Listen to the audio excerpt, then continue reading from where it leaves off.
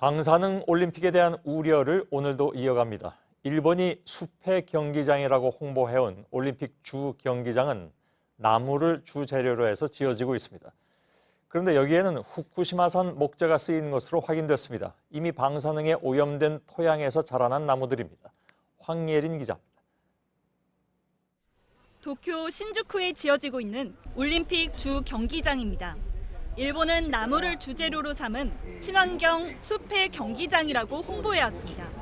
지난달 아사히 신문도 같은 취지로 보도했는데 후쿠시마산 목재가 쓰였다는 내용이 간략히 소개됐습니다. 주 경기장 입구 3곳 중 2곳인 북문과 동문에 후쿠시마산 나무를 썼던 겁니다. 일본 문부과학성에서 열린 간담회 회의록을 찾아봤습니다. 같은 내용이 확인됩니다. 지진재의 부흥 기원으로 피해 지역의 목재를 사용한다는 부분이 나옵니다. 도쿄올림픽 조직위 홈페이지는 이 소식을 전하면서 방사능 우려에 대한 언급은 일체 없고 재난 지역의 부흥을 돕는다는 설명만 늘어놓습니다. 후쿠시마의 70%가 산림인데 산림 지역은 오염토 제거가 어려워 나무들이 방사능 오염에 방치된 상태라는 게 전문가들 설명입니다. 솔방울에서 6,100베크렐, 이끼에서도 몇천 베크렐씩 검출이 되고 있어요. 그렇다는 얘기는 목재에서도 당연히 검출된다고 우리가 생각할 수 있잖아요. 정보를 정확하게 공개해야 된다고 생각합니다. 이 때문에 목재 안전에 대해 대한체육회가 일본 조직위 측에 문의를 했지만 조직위 측은 답변을 내놓지 않고 있습니다. JTBC 황예린입니다. 이렇게 도쿄올림픽의 곳곳에는 후쿠시마산의 안전성을 홍보하려는 일본의 의도가 드러나고 있습니다. 선수촌 밥상에 후쿠시마산 식재료를 올리는 것부터 불안감을 더하는데 오늘 우리 대표단이 도쿄올림픽 조직위원회를 만나서 방사능 안전성 문제를 다시 제기했습니다. 구혜진 기자입니다. 우리 체육회 대표단은 오늘 도쿄올림픽 조직위와 1대1 회의를 했습니다. 이 자리에서 우리 대표단은 방사능 안전성 문제를 제기했습니다. 경기장 등과 후쿠시마산 식재료의 방사능 우려에 대해 검증을 요구한 겁니다. 국제기구와 일본에서 실행한 객관적인 자료를 요청을 했습니다. 이어 대표단은 일본 측이 선수단의 안전 문제에 공감한다고 말했다며 방사능 관련 자료를 제공하기로 했다고 밝혔습니다. 또 도쿄올림픽 조직위 홈페이지에 독도를 일본 영토로 표기한 것에 대해 즉각 수정해달라고 요구했습니다. 앞서 20일에 진행된 본회의에서도 우리 대표단은 같은 문제를 제기했습니다. 이에 대해 산케이 등 일부 언론은 후쿠시마산에 대한 우려를 보인 건 한국 대표단뿐이었다고 전했습니다. 하지만 야마시타 야스히로 도쿄올림픽 조직위 회장은 오히려 질문이 나와서 좋았다며 다른 나라 사람들도 똑같이 생각했을지 모른다는 반응을 보였다고 현지 언론이 전했습니다. JTBC 구혜진입니다. 어제 정부가 일본 식품에 대해서 방사능 검사를 강화하겠다고 하자 일본이 즉각 반발하고 나섰습니다. 그런데 현지에서는 엉뚱한 주장도 퍼지기 시작했습니다. 일본 딸기, 포도 품종을 한국이 무단으로 빼내고 있으니까 정부 차원에서 대응해야 한다는 것입니다. 수출 규제로 시작된 갈등이 농산물로도 번지는 조짐입니다. 정재우 기자입니다. 한국에서 일본 과일이 무단으로 재배되고 있다. 한일 간 농업 전쟁이 벌어졌다. 일본 유명 포털 사이트에 올라온 기사의 제목입니다. 한국이 일본 딸기와 포도 품종을 빼내 동남아 등에 수출까지 하고 있다는 겁니다. 이 때문에 일본이 본 피해가 최근 5년간 2천억 원이 넘는다는 주장입니다. 이틀 전 올라온 이 기사에는 1,000개 가까운 댓글이 붙었습니다. 기사 내용을 사실로 단정하면서 표절, 탈취라고 비판하는 내용이 많습니다. 일본 정부가 단호하게 대응해야 한다는 댓글에는 10,000건이 넘는 공감 표시도 붙었습니다. 일본이 농산물 품종 문제를 들고 나선 건 이번이 처음이 아닙니다. 지난해 평창올림픽 때도 딸기를 문제 삼았습니다. 일본의 컬링 선수가 인터뷰에서 한국 딸기가 맛있다고 말한 게 알려지자 농림수산성 장관이 나서 일본에서 유출된 품종을 기반으로 한 것이라고 주장하기도 했습니다. 지난달 수출 규제가 시작될 때는 일본 언론들이 나서 한국산 농수산물을 추가 보복 대상으로 거론하기도 했습니다. 일본 측은 농산물 등의 방사능 검사를 강화하겠다는 우리 정부의 발표에도 즉각 반발하고 나섰습니다. 韓国政府も科学的根拠を踏まえた対応を取る、このことを強く求めていきたい。 JTBC 정재우입니다. 예, 일본 측의 이런 주장은 사실과는 거리가 멉니다. 이런 주장이 나오는 근거가 대체 무엇인지, 그리고 정확한 사실관계는 무엇인지 송지혜 기자가 전해드립니다.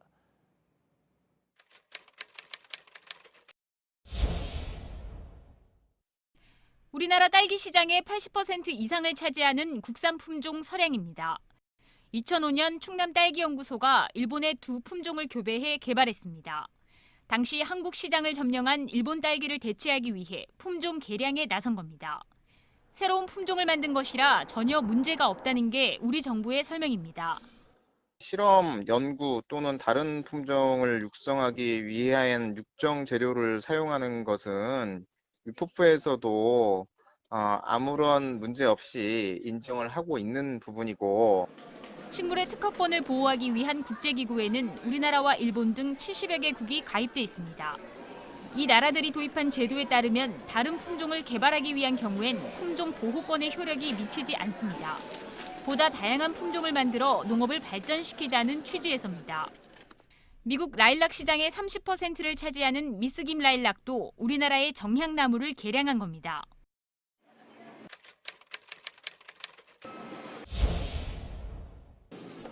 알이 크고 달아 최근 인기가 높은 샤인머스켓. 2006년 일본에서 개발한 청포도 품종인 건 맞습니다. 그러나 일본은 우리나라나 중국에 이 품종을 등록하지 않았습니다. 애초 다른 나라로 수출하겠다는 생각은 못한 겁니다. 등록 기한인 6년이 지나면 로열티를 내지 않아도 재배할 수 있습니다. 이후 농가들은 우리 토양에 맞춘 재배 기술을 만들어냈고 동남아 등에서 수출 시장도 개척했습니다. JTBC 송지혜입니다. 저희들이 지난 며칠 동안 후쿠시야마 지역에서 기자들이 직접 취재를 한 바가 있고 그것을 여러분들께 며칠 동안 상세히 전해드린 바가 있습니다. 오늘 좀 특별한 인터뷰 내용을 잠깐 좀 전해드릴 텐데 한국을 방문한 후쿠시마 피난민이 있습니다. 이분의 얘기는 매우 절절합니다. 아시는 것처럼 8년 전에 후쿠시마 원전 사고로 10만 명의 피난민이 생겼죠. 주로 공공피난처에 살았는데 도쿄올림픽을 앞둔 일본 정부가 이들을 피난처에서 내보내고 있습니다. 내보내는 방법이 저희들로서는 좀 이해가 안 가는 부분이 있는데요. 그건 잠시 후에 듣도록 하고요. 아무튼 후쿠시마가 안전해졌으니까 돌아가라는 얘기죠. 하지만 지금 상당수의 피난민은 방사능 공포 때문에 돌아가지 못한 채 객지 생활을 이어가고 있습니다. 송승환 기자가 한국을 방문한 후쿠시마 피난민을 직접 만나봤습니다. 후쿠시마시가 고향인 가토 유코 씨는 지금은 교토시에 살고 있습니다. 8년 전 원전이 폭발한 뒤 몸이 아프기 시작하자 피난을 떠난 겁니다. 당시 후쿠시마의 방사능 농도는 이전보다 600배 높았습니다. 被爆しながら行動しなければいけないというような状況が続いた後に、毎日、下痢をするようになりました。腕だったり、太ももの内側だったり柔らかいところに、見たこともない大きなあざが出てきました。歯がぐらぐらもう抜けそうな状況に、なりました。 딸과 함께 공공피난처에 들어갔지만 2017년에 나와야 했습니다. 일본 정부가 후쿠시마 지역 대부분이 안전해졌다며 피난 지역에서 해제했기 때문입니다. 我が家はその地震で壊れたりはしなかったんですね。ただ原発事故による放射線量がとても高いということでの避難だったので、その罹災証明がなかったために 정부의 대안을 요구했지만 돌아온 대답은 후쿠시마로 가라는 것뿐이었습니다. 하지만 유코 씨는 후쿠시마가 안전해졌다는 일본 정부의 발표를 믿을 수 없다고 합니다. で、私はやっぱり被爆への不安、家族と離れてしまったことの不安ですとか、さまざまな不安が毎日泣いてました。放射能の被害というのはその5年や10年で終わるものではなく長いスパンで考えないといけないというのはそれにもかかわらずもうすでにもう福島はすでにもう安全だから 가토 씨는 일본 정부가 도쿄올림픽 개최를 위해 피난자를 숨기려 한다고 비판했습니다. 福島県の、トップの人が避難者に一度も会ったことがないんで日本政府がオリンピックに向けて福島は安全だというふうにアピールをしていることによってもう原発事故がなかったかのようにされてしまうことに私はすごく懸念を感じています。JTBC 송승환입니다. 자, 이번에는 예고해드린 대로 후쿠시마 현지를 취재한 기자로부터 직접 뒷얘기를 좀 들어보도록 하겠습니다. 윤세미나 기자가 지금 제 옆에 나와 있습니다. 어서 오세요. 예, 방호복을 입고 이제 취재를 하긴 했었는데 그래도 보는 분들 입장에서는 좀 불안했던 부분들이 많이 있으셨던 모양입니다. 예를 들면 이제 방호 뭔가요? 이게 모자. 네, 모자가 일체형으로 달려 있습니다. 그건 왜 안 썼느냐? 이런 그 걱정도 해주셨고 평소엔 썼죠? 방송할 때만 벗었던 건가요? 네, 수치가 높은 곳에서는 모자도 쓰고 장갑도 끼고 이렇게 신발에 끼우는 또 비닐이 있습니다. 그런 것까지 다 갖췄고요. 방송을 할 때는 좀 마이크 선과 이런 문제가 있어서 모자를 착용하지 않았습니다. 언제 돌아왔습니까? 오늘 오전에 돌아왔나요? 네, 오늘 낮에 도착했습니다. 비폭 검사를 아직 받지 않았죠?